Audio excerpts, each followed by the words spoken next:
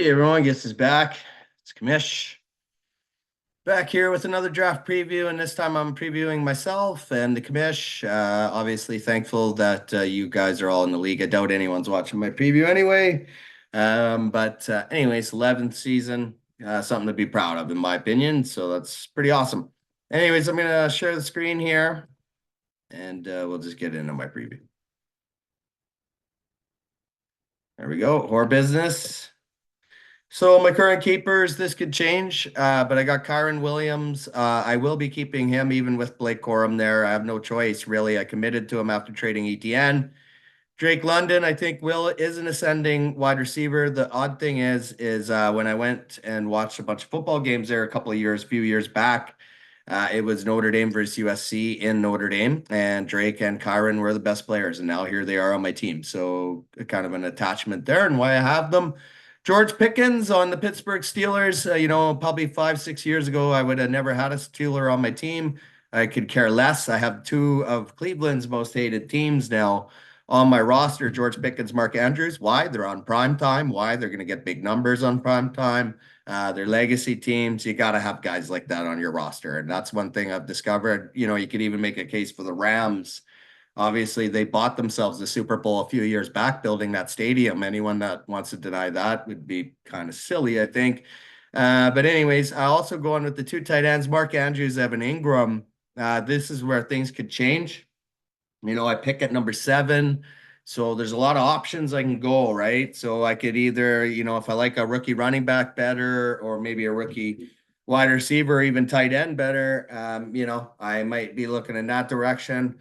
And maybe keeping Jaleel, what's his face? Is it McLaughlin off in Denver there? It sounds like he might be the starter. Everyone's slamming Javonte Williams, which also kind of scares me a bit too. But anyways, see what happens. I'm also keeping Myles Garrett off the Browns. Just it's Myles, and he always seems to have a good personality on interviews I see in Cleveland.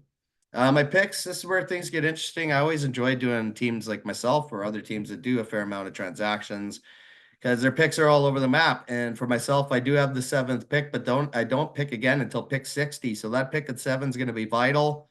3, 4, 2 and 5, 6, 2 and 6, only 9 in the first 10, no 7, no 2. That's going to be, and no 9. So obviously going to have to be strategic. No 11 as well coming out of the first 10, but then 2 and 12. And then I got 2 and 17, but then I don't pick till round 21 again. So I got also only 8 picks in that round 11 to 20 spot. So 17 in the first 20 rounds, ending it off with 11 in the last 9. Not ideal, obviously. Actually, it's 12 in the last 9. So yeah, it's obviously not an ideal situation for me. But I'm not concerned. I always find that there's some late gems available, and I'm hoping to still find some of those late gems potentially late, especially on the defensive side.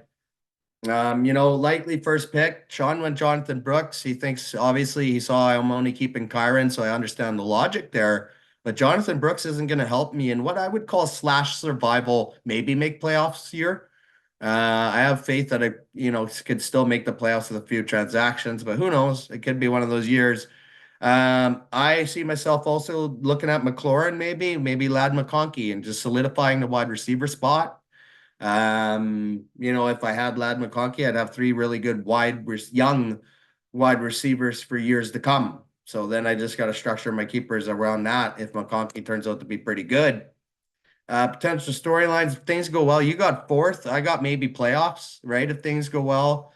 I think it is going to be a struggling year for me pick wise, but again, I think I'll still be okay. Even with the limited picks, I've been okay before.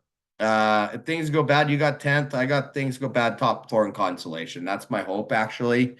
And where I could finally see, it could probably see myself. So, if anytime you get top 4 in consolation, I think, hey, that's an okay year getting a top 4 pick the next year. I mean, so I wouldn't be too bad on that. I'll just look at Sean's commentary here, and sorry I didn't have it loaded up. I was just playing guitar there earlier, but Yeah, I think it's been a lot of fun, obviously, managing the league, right, with Sean. And I think Sean obviously is a great owner. He finally proved it by winning champions. So this is what he says. Interesting setup. Keepers are decent, not my favorite, but decent. Pick situation is similar, not the best, but definitely can lead to a good draft. The draft will set them up for success or failure. Pretty honest assessment, Sean. I couldn't agree more. I mean, whoever I pick there is going to be vital. So, anyways, thanks guys, and for the people that watch this preview, yeah, thanks for watching.